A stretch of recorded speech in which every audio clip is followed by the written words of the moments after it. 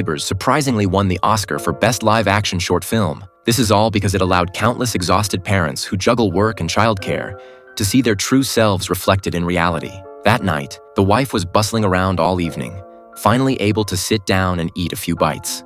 Suddenly, she shyly covered her face as across the window, a young couple was passionately making out. The husband also noticed, complaining that the neighbors didn't even draw the curtains, but his eyes never left the scene for a second.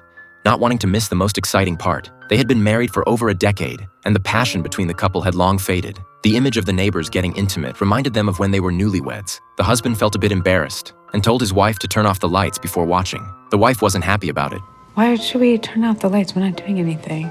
But soon enough, she also felt self-conscious. She got up, switched off the lights, and sat back down to watch. But it still wasn't clear enough this way. So the next day, a pair of binoculars appeared in their home. From then on, spying on the neighbors became the couple's daily routine. But at the same time, the wife grew more dissatisfied with life. Ever since they had their third son, she could only sleep 4 hours a day, often plagued by back pain and having to wake up in the middle of the night to nurse the baby. Yet when she looked at the neighbors, she discovered they didn't go to work early, sleeping in until noon every day, and even hosting parties at home in the evenings. How great it must be to be young. Until one day, they noticed the male neighbor had shaved his head. The husband speculated he might be sick, and the wife was a bit worried. For the past few months, she had been watching the neighbors every day. Although they didn't know each other, she had developed a strange emotional attachment. From that day on, she picked up the binoculars even more frequently, hoping the neighbor would recover soon. But a few days later, the wife saw that the neighbor's house was suddenly filled with people.